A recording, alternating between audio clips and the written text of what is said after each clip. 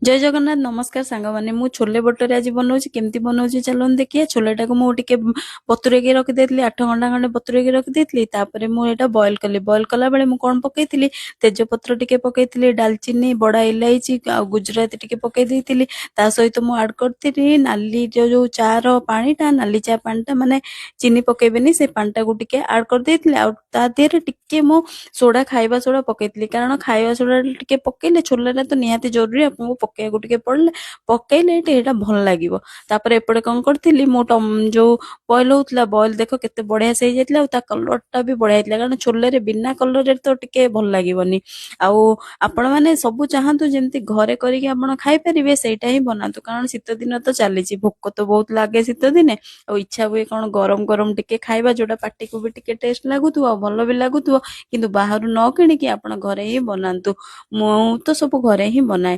ତାପରେ ମୁଁ କଣ କଲି ଏପଟେ ତେଲ ପିଆଜ ଯେମିତି ଆପଣ ମସଲା କଷନ୍ତି ସବୁ ପକେଇ ଦେଇଥିଲି ତା ସହିତ ମୁଁ ଜିରା ଗୁଣ୍ଡ ଧନିଆ ଗୁଣ୍ଡ ଲଙ୍କା ଗୁଣ୍ଡ ସବୁ ଆଡ କରିଦେଇଥିଲି। ଆଉ ଏପଟେ ଆପଣ ଯେତେବେଳେ ମସଲାଟା ଆପଣ କଷି ହେଇଯାଇଥିବ ତେଲଟା ଉପରକୁ ଆସିବ ମସଲା ତ ଜାଣିବେ କଷି ହେଇଗଲା ତାପରେ ଆପଣ ଟମାଟୋ ପ୍ୟୁରିଟା ପକେଇବେ ଆଉ ମୁଁ 2ଟା ଟମାଟୋ ପ୍ୟୁରି କରିଥିଲି ଆଉ ଟମାଟୋଟା ଆପଣ ଭଲରେ କଷିବେ କାରଣ କଞ୍ଚା ରହିଲେ ନା ଟମାଟୋ ପ୍ୟୁରି ଯଦି କଞ୍ଚା ରହିବ କୋଉ ବି ସବଜି କୋଉ ବି ତରକାରୀ ବିଲକୁଲ ଭଲ ଲାଗିବନି। ତାପରେ ଏମିତି କଷି ଦେଇଥିଲି ହେଇସାରିଲା ପରେ ଟିକେ ପାଣି ଦେଇଥିଲି ଆପଣ ଇଚ୍ଛା ମୁତାବିକ ପାଣି ଦେଇଦେବେ। ତାପରେ ମୁଁ ଟିକେ ଦେହରେ ଆଡ କରିଦେଇଥିଲି ଛୋଲେ ମସଲା ଆଡ କରିଦେଇଥିଲି କଷି ଦେଇକି ଟିକେ ପାଣି ଦେଇକି ତାପରେ ମୁଁ ଏପଟେ ଟିକେ ବଟରିଆ ଘିଅ ଆପଣ ଯାହା ବି ପକେଇ ପାରିବେ ଧନିଆ ପତ୍ର ଫ୍ରେଶ କାଟିକି ପକେଇଦେବେ। ତାପରେ ଏପଟେ ଆମର କଣ ହେଇଥିଲା ଆମର ଛୋଲେଟା ତ ବଢିଆ ଫାଷ୍ଟ କ୍ଲାସ ତିଆରି ହେଇଯାଇଥିଲା। ଏପଟେ ମୁଁ ବଟରେ ପାଇଁ ଅଟା ଲଗେଇଲି ଏଥିରେ କଣ ମୁଁ କରିଥିଲି ମୁଁ ଆକ୍ଚୁଆଲି ଏଥିରେ ନା ସୁଜି ଆଉ ଗୋଟେ କପ୍ ସୁଜି ଦେଇ ଗୋଟେ କପ୍ ନୁହେଁ ଗୋଟେ କଟୋରୀ ସୁଜିରେ ଗୋଟେ କଟୋରୀ ଦହି ଦେଇଥିଲି ମାନେ ଟିକେ କମ ସୁଜି ଥିଲା ଆଉ ଟିକେ ଦହି ବି ଟିକେ କମ ଥିଲା।